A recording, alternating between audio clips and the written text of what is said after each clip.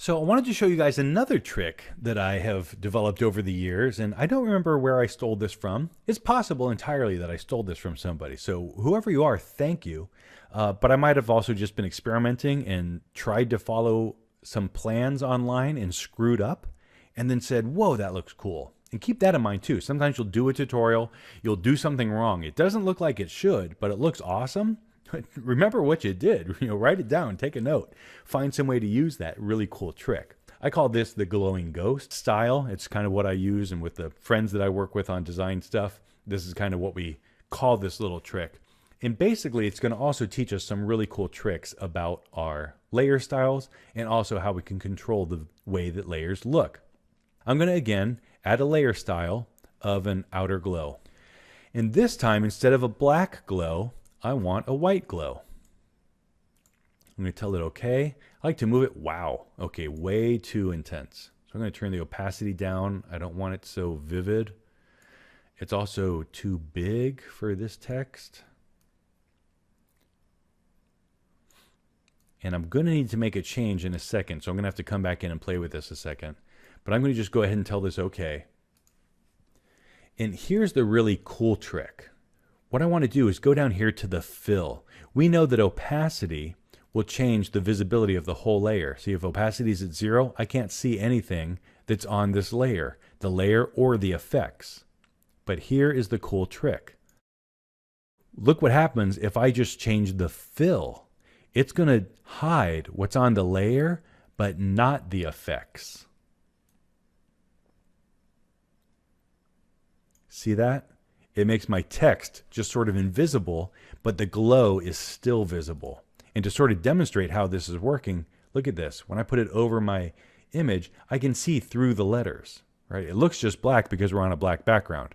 But this is also a cool trick to sort of just experiment with, and you can change the way that it looks. You can see that as it's over an image, I might need to go back into my glow by double clicking, and I might need to change that opacity way back up to make it stand up a little bit more.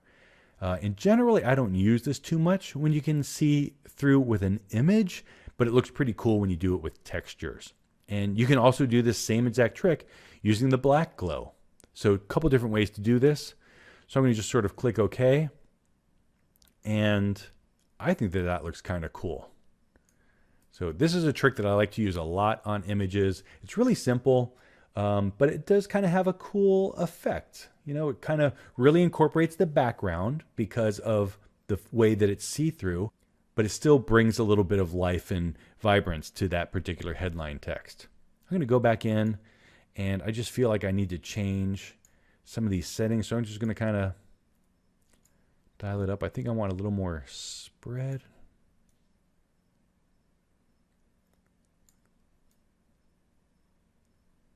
I do like seeing this kind of like where it sort of sinks away in these holes where there's a lot of space. I like how it sort of dissolves down. I just like that look. So I'm trying not to avoid that while still getting a really good coverage so that it's very, very easy to read the text. More important than cool effects, readable text, especially for headlines, right? If they can't read the message, it doesn't matter how cool it looks. I'm pretty happy with the way that that looks, and feel free to explore some of the different styles. This might be a style that I want to save as well. So I can, again, just click on that layer, click here, and I'll just call this glow, ghost, and there's my glowing ghost effect. And note, by the way, there's a whole bunch of pre-made presets in here. Some of them are great, some of them are hideous. By the way, when you mouse over them, you can also see the name. Nobody that I know has ever referenced a style by its name, but you can tell what they are by just kind of holding the mouse over, and it tells you. That's why it kind of makes sense to give them a good name, because when it's the ones that you've created yourself, then if I tell my buddy, hey, apply a black ghost style, it's sort of already in Photoshop over there on that machine, then it's really easy for them to see. But I can also see that I just mouse over, they all have names. Here's one called Sunspots Texture, and there we go. So it's really easy to save the styles, and Photoshop also comes with a bunch of pre-made styles. From this menu, you can choose all these cool options and there's really cool things in here to play with. So feel free to experiment with those as well. One thing that I do want to tell you is that when you bring one up, it will ask you replace the current styles. And what that means is it's going to get rid of all of these, or you can append them, which means it's going to add all of the styles in this group of styles to our list. So we'll have all of these plus the new ones. So just wanted to show you there's a bunch of free styles in here, and there's also tons of really cool free styles out there on the internet that you can find and download.